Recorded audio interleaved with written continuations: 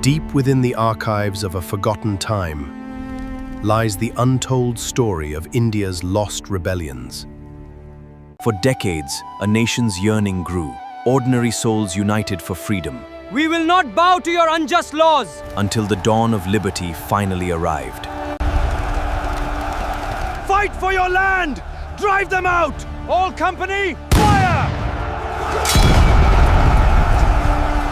Welcome to a land where time stands still, where ancient forests breathe and rivers carve their destiny. Witness the dawn of a timeless heritage. Behold the golden age of Khordha. Our forts stand as a testament to our unbreakable spirit. In the sacred land of Odisha, a legend is born. To defy an empire and ignite the flame of freedom, behold the birth of Jayi Rajaguru. Savidyaya Vimuktaye. Truth resides in these sacred lines.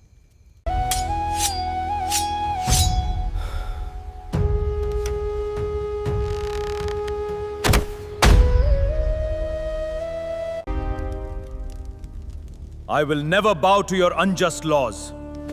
Our resistance will never die. Look at almost any textbook on Indian history, and you'll read that the first organized armed struggle against British colonial rule kicked off in 1857. But the timeline we are typically taught is missing a massive, brutal chapter.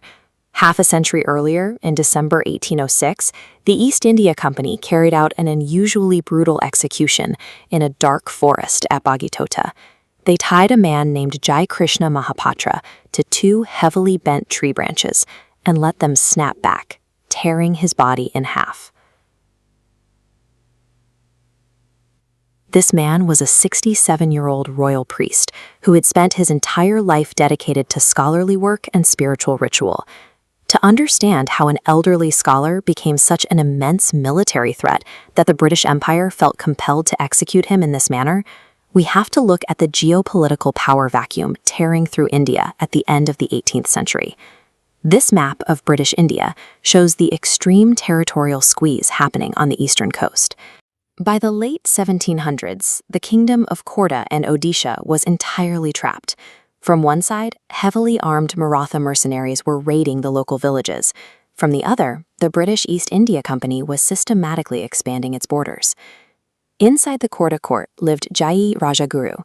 By age 41, he was a lifelong bachelor, deeply immersed in his studies, a brilliant Sanskrit scholar and a dedicated practitioner of Tantra. Then, in 1779, Khordha's military command collapsed. During a violent clash with Maratha forces, the kingdom's chief of the army was killed in action. The kingdom needed immediate leadership to survive. Despite having zero military background, Rajaguru was appointed as chief minister and commander-in-chief of the armed forces. He didn't seek out these titles. The spiritual advisor was forced into becoming the ultimate protector of the realm, simply because there was no one else left to hold the line. The most immediate danger came from the Barjis, Maratha mercenaries launching merciless raids on vulnerable Khordha villages, exploiting the weakened local army. Rajaguru developed the Panchasutri Yojana, a grassroots defense program. Moving village to village, he recruited and trained local youth in traditional pike military practices.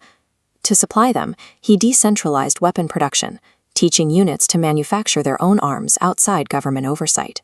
This effectively replaced the vulnerable royal army with a highly trained, self-sufficient, and armed local populace.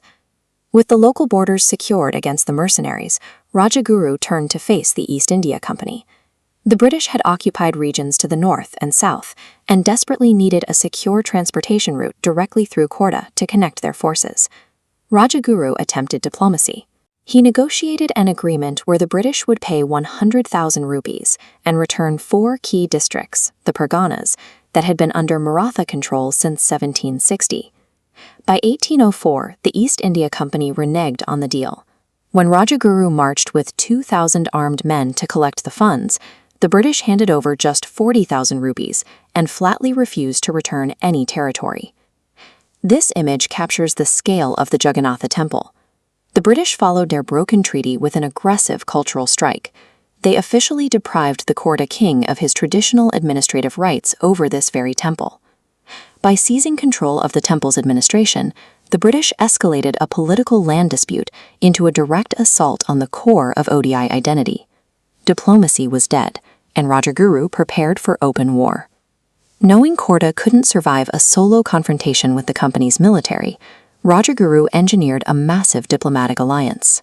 He reached out to neighboring monarchs and successfully united the kings of Kujanga, Kanika, and Harishpura into a single anti-British coalition.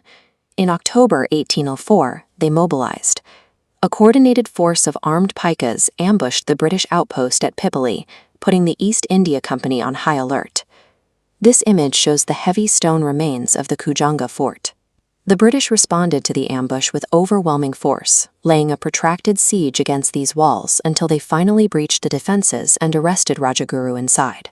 Rajaguru had successfully built a rare, unified regional front against colonial expansion, but the sheer industrial firepower and troop numbers of the East India Company eventually fractured their lines.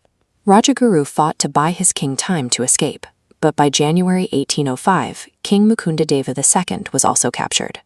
Fearing further uprisings in Odisha, the British exiled both men to a prison in Midnapore. From his cell, the king submitted a petition to the British Council begging for his own release. He claimed he was completely innocent, placing the entire blame for the rebellion and the instigation of the soldiers squarely on his loyal protector, Rajaguru. The British accepted the petition and released the king. Rajaguru, however, was put through a rapid trial at Bagitota, where the colonial magistrates found him guilty of waging war against the lawfully established government of the land. That verdict brought us to December 6, 1806. The executioners tied his legs to 2 bent tree branches and let the branches go. Jayi Rajaguru died 50 years before the famous 1857 rebellion. He was a scholar who answered a crisis by designing a localized, self-sustaining blueprint for resistance, a tactical model that proved ordinary civilians could mobilize and strike fear into the world's most powerful empire.